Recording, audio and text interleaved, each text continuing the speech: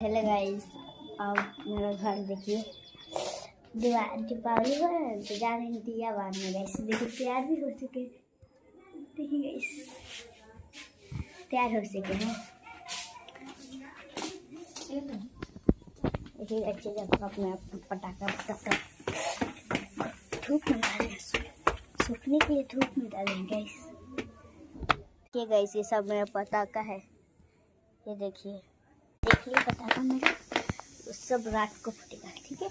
और इसलिए मैं नेक्स्ट दिन हम दिए रहा है, ठीक है गाइस। बाद में वेलकम आना तो आप लोगों को बता सकता हूँ।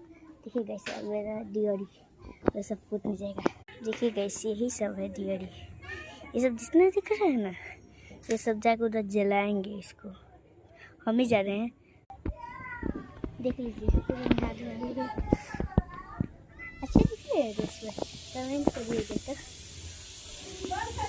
ठीक है गाइस।